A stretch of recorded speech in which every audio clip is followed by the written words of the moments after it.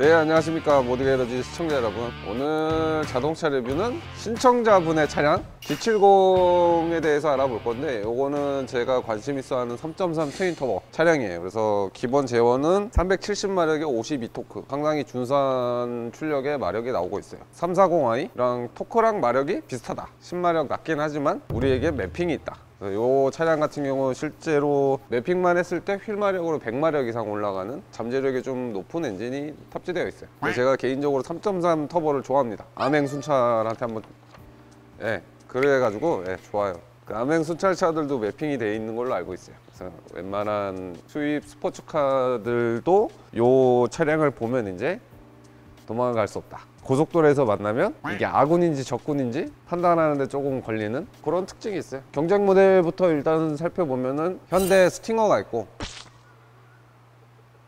스팅어가 근데 조금 저렴하기는 해요. 저렴한 이유가 제가 봤을 때는 디자인 체인지가 그렇게 크게 많이 안 돼서, 그리고 G70이 아무래도 좀 제네시스라는 브랜드 밸류도 있고 하니까 G70이 중고 시세도 잘 안 떨어지는 좀 그런 장점을 가지고 있어요. 그리고 제네시스다.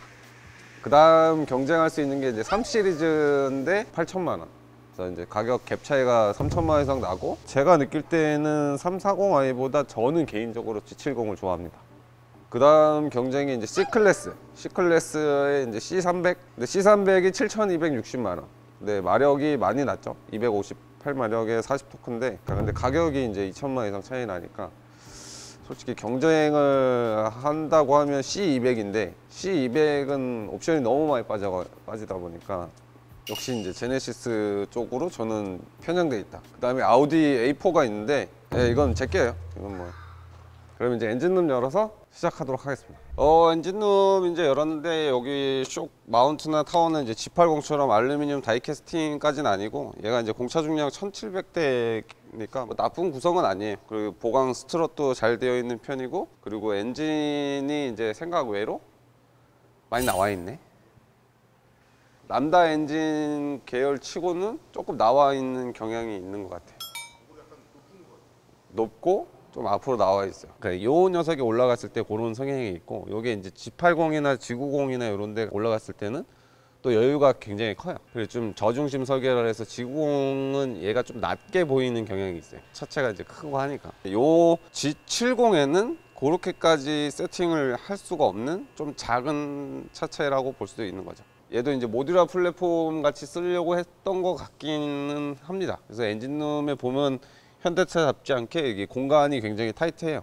그만큼 파워트레인의 크기가 크다는 얘기죠. 이 차체에 대비해서. 람다 엔진에 이제 트윈 터보를 장착한 녀석인데, 트윈 터보를 장착하고 배기 매니폴드를 삭제해서 이제 헤드에 통합형 배기 시스템 포트가 되어 있어서 터빈이 바로 헤드에 붙는 형태. 이게 이제 후반에 배합이 좀 걸리는 경향이 있는데, 일단은 출력 다이노그래프 상으로 봤을 때는 큰 문제는 없다라고 생각이 돼요. 왜냐면 100마력 이상 지금 올릴 수 있다는 거는 요 배기 시스템 효율이 그렇게 나쁘지 않다라는 반증이 될 수도 있는 거니까, 그 기관 출력이 그렇게까지 많이 디튠을 해놨다는 느낌이 드는 게 좀 약간 현대가 보수적으로 내구성 세팅을 한 게 아닐까라는 개인적인 생각이 있습니다. 요 3.3 트윈 터보 같은 경우는. 왜냐면 수입 브랜드들이 주로 하는 건데, 수입차 이제 독삼사 브랜드들도 약간 엔진이 기관 출력이 한 400마력을 낼 수 있다고 해도 한 300마력대로 이렇게 내려놓는 경향이 있어요. 장기적인 내구성 때문에. 근데 현대차도 같이 따라하는 게 아닐까. 흑백이 듀얼, 뭐야? 원래 듀얼 VVT여야 되는데 지금 뭔가 저가.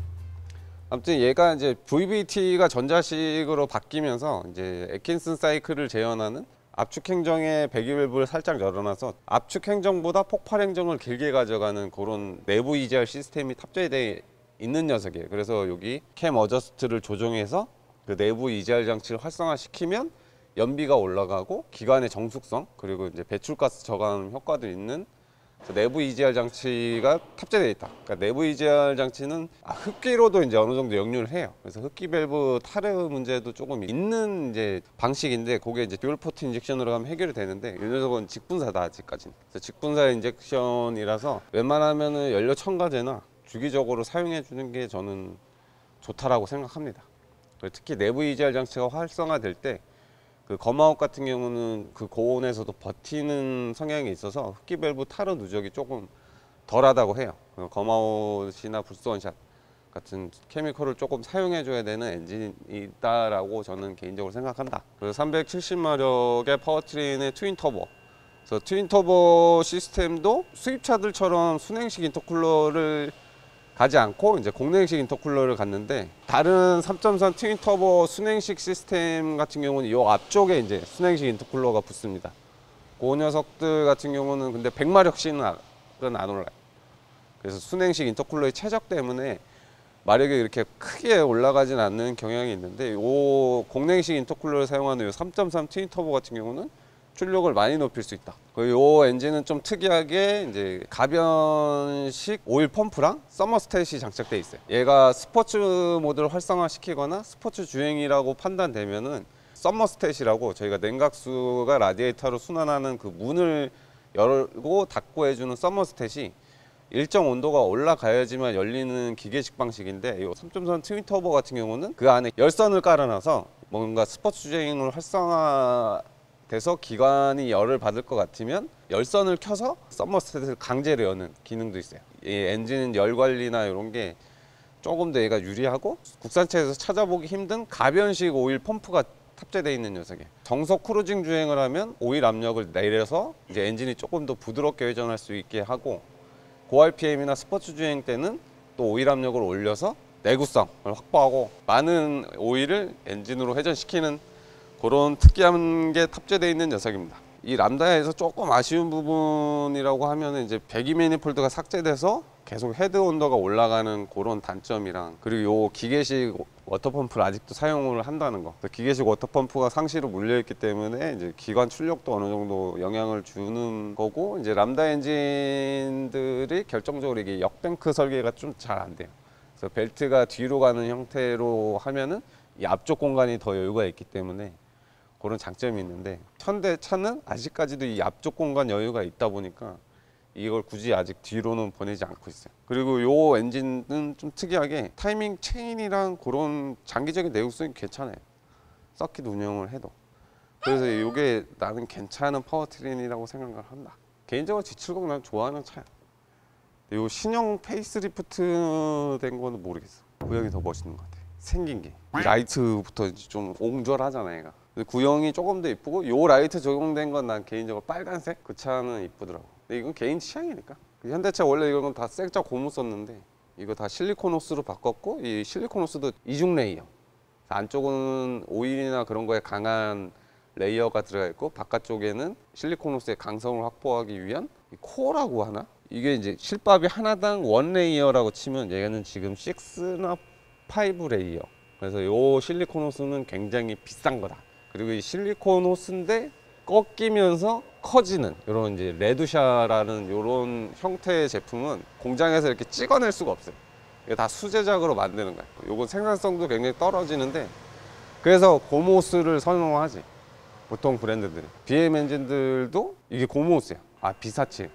그 엔진에서 이 고무가 안에가 다 삭아서 엔진으로 들어가는 문제도 있어. 이 실리콘 호스는 그런 게 없어. 근데 이 실리콘 호스가 생각보다 기름에 약해. 오일을 얘가 머금으면 이게 막 이렇게 빵빵하게 부풀어 오르는 현상이 있어. 그래서 실리콘 호스를 브랜드들도 적극적으로 못 쓰는 이유가 이 실리콘의 특성 때문에. 그래서 고무랑 배합을 해서 고무 성분이 더 높은 고무 호스라고 생각을 하지, 일반 사람들은.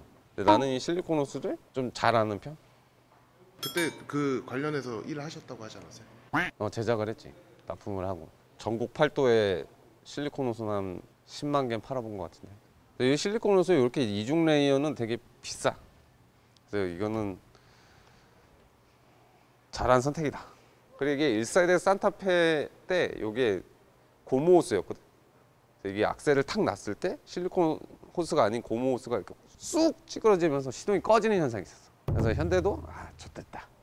이제 좀 튼튼하게 만들기 시작했지. 그런 좀 특이점이 있다. 훔쳐놨습니다. 훔쳐놨는데 이제 여기 앞에 이제 가변식, 요거는 이제 주행풍을 받으면 열리는 덮개. 독일차에서는 액티브로 바뀌었죠. 이게 이제 모터로 제어하는 방식으로 바뀌었는데, 현대는 아직까지 이 방식을 사용하고 있다. 이 현대차만의 특징이라고 하면은 요 라디에이터를 돌리면 요 밑으로 부동액이 나옵니다. 정비성은 굉장히 좋은 장점을 가지고 있어요, 현대는. 그리고 공랭식 인터쿨러는 굉장히 큰 사이즈로 앞에 들어가 있어요. 이 판도 2.0에는 없는데 이 3.3에는 이렇게 판 달아서 되어 있습니다. 근데 신형은 모르겠어요. 구형 G70 2.0에는 요 판이 안 막혀 있어서 인터쿨러 사이즈 좀 작고 3.3개 마감이 더 좋았다, 옛날에는. 좀 특이한 건 이 스테빌라이저가 굉장히 얇아진 느낌이 있어요. 그게 있고, 그리고 RMDPS도 원래 배선이 아래쪽에 있었는데 얘는 이제 상단으로 올라가 있는 거. 현대 다른 차 대비해서 RMDPS 올라가 있고, 그리고 이 열교환기도 장착이 돼 있어요. 그래서 열교환기는 이제 냉각수랑 오일의 온도를 10도 내외로 편차를 맞춰주기 위해서 이게 장착되어 있는 거예요. 이게 순행식 쿨러라고도 하고 웜업기라고도 하고, 근데 좀 사이즈가 작다. 그래서 베렌이 요거보다 한 2배 이상 커요. 3.3 파워트레인을 사용하는 것 치고는 좀 작다, 그런 느낌이 있고, 오일 필터는 또 교환하기 정비성이 좋게 이쪽으로 옮겨졌어요. 그래서 지금 프론트 케이스에 미세하게 누유가 있습니다. 미세하게 누유가 있고, 그리고 하체는 이제 4P2P로 이제 브레이크 시스템도 잘 완성되어져 있는 것 같고, 그리고 이제 앞에는 이제 멀티 포인트 맥퍼슨이라 그래서 이제 그러니까 예전부터 썼던 방식이긴 해요, G70. 근데 요 브레이크 도풍판 시스템, 요거는 신형으로 오면서 많이 좋아졌어요. 그래서 안에 벤틀레이트 쪽으로 바람을 보내는 그 역할도 확실히 하고, 저 문도 시원하게 열어놔서 브레이크 냉각에도 좀 신경을 쓰면서 개선된 모습. 그 타이로드도 많이 앞쪽으로 나와 있어 가지고 핸들 피드백이 조금 느린 단점은 있는데, 고속 주행할 때 조금 안정감 있는, 핸들이 그렇게 예민하지 않은 그런 세팅으로 되어 있다. 멀티 포인트 맥퍼스는 늘 얘기하는 거지만 쇼업 쇼버가 위아래로 움직일 때 이 킹핀 옵셋이 많이 변하지 않는다. 그래서 이 스포츠 주행에 조금 유리한 이점이 있어요. 그래서 코너를 탈출하고 나왔을 때도 앞쪽이 흔들리는 경향이 많이 없는, 그래서 멀티 포인트 맥퍼스는 제네시스만 쓰는 것 같아요. 아반떼는 아직 전류는 어쩔 수 없나 보다. 한 축으로 이렇게 움직이기 때문에 드라이브 샤프트가 길어지고 빠지고 이러니까 못 쓰는 것 같아요. 여기에는 이제 진공 펌프가 따로 달려 있어가지고 옛날 현대차들 시동 꺼지면 브레이크가 안 들었거든요. 제네시스나 요즘 나오는 2.0 터보들은 요 진공 펌프가 기본적으로 장착이 돼 있어요. 그래서 주행 중에 시동이 꺼져도 전기로 진공 펌프를 돌려서 진공 하이드로백, 브레이크 배합 장치를 항상 고르게 유지할 수 있다는 거. 그래서 안전성도 이게 이제 많이 좋죠. 그래서 수입차들은 기본적으로 달려 있었는데 현대차는 인색하다. 요즘은 또 이제 통합형 하이드로백 시스템이라 해서 진공 하이드로백을 안 쓰는 차들이 많아지면서 이 진공 펌프가 또 삭제되고 있기도 해요. 좀 특히 독일 차들이나 이제 미니나 뭐 BMW 이런 거는 이런 진공 펌프가 전기로 돌아가는 게 아니라 엔진에 이렇게 붙어 있어서 엔진이 회전을 하면 상시 진공을 만드는 그런 형태를 쓰고 있다. 시동이 꺼져도 엔진이 회전하면 브레이크는 잘 작동하는. 요즘은 이제 없어지는 추세죠. 통합형 브레이크 시스템이라 그래서 다 전기 일렉트로닉으로 바뀌니까 없어지고 있는 추세인데, 그래도 있어야 된다, 내연기관인 차들. 알터네이터는 아까 말씀드린 대로 사이즈가 엄청 커요. 그래서 전기장치나 이런 거에 신경을 쓰는 모습.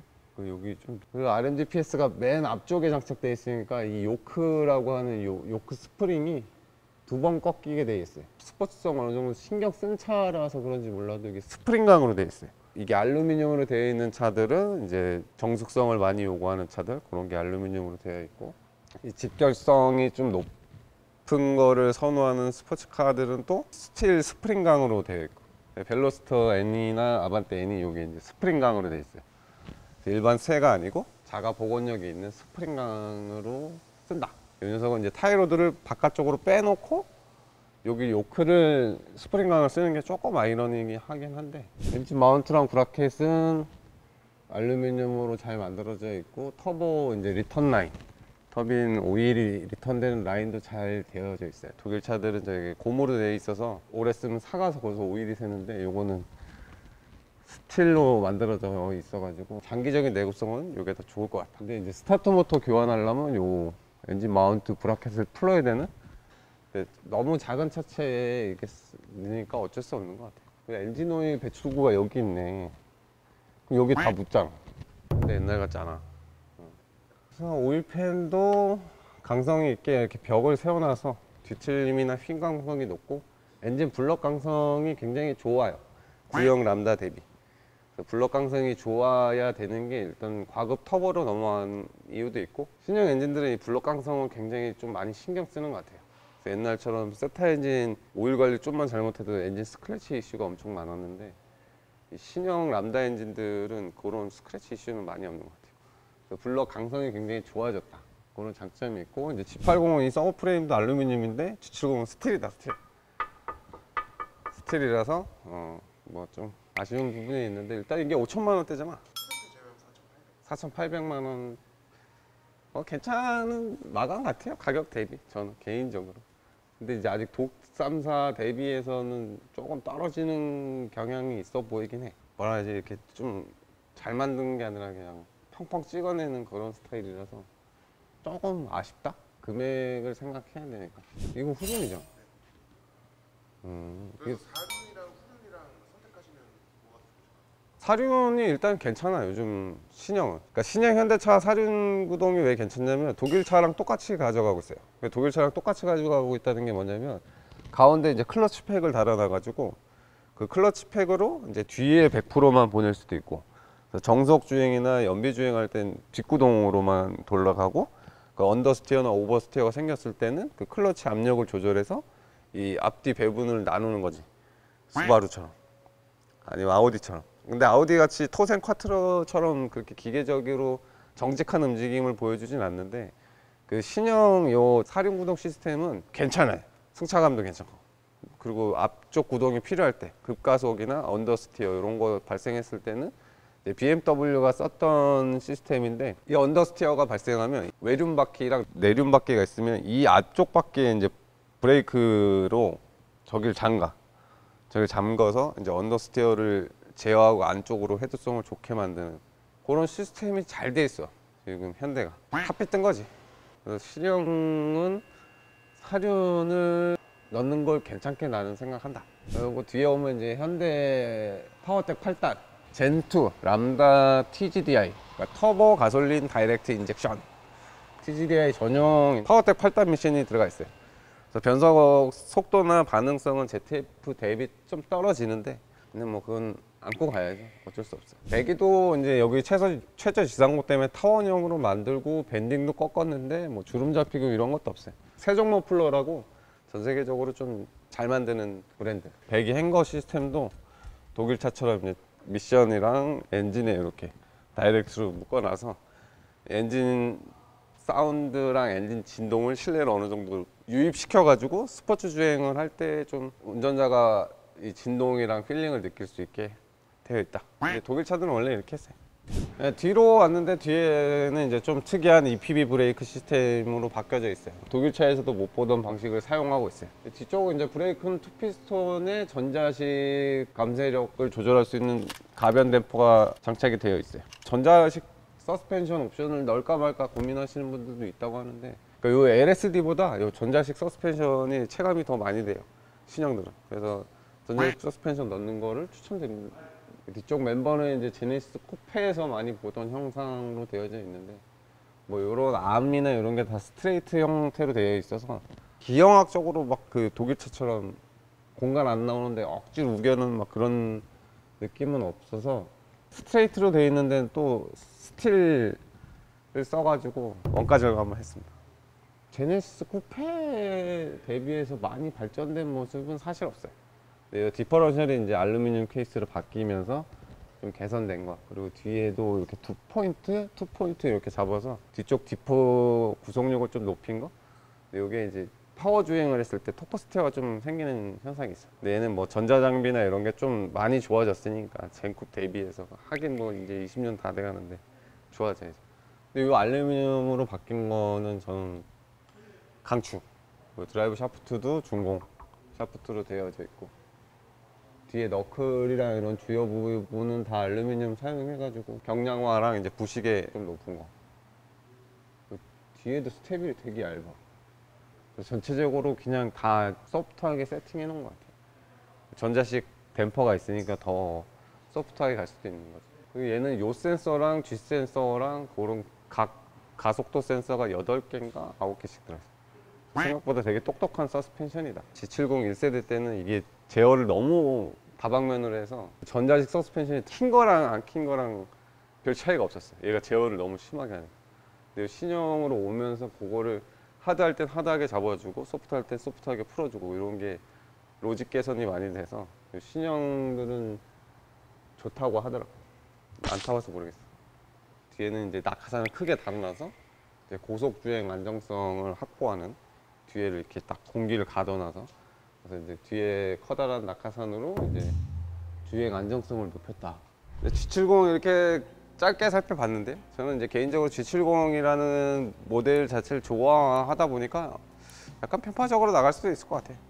저는 이제 3.3 트윈 터보 파워트레인에 실내도 저는 제네시스가 G70이라고 해도 약간 고급스러운 느낌이 나고, 근데 G80까지 올라가면 이제 좀 차가 너무 큰 느낌이 있는데, 그리고 M340i도 이제 일단 가격이 접근하기가 조금 힘든 부분도 있고, 그리고 지금 제네시스의 완성도나 이런 게 점점 좋아지고 있고 서비스도 개선되고 있는 게 많이 느껴져요, 피부적으로.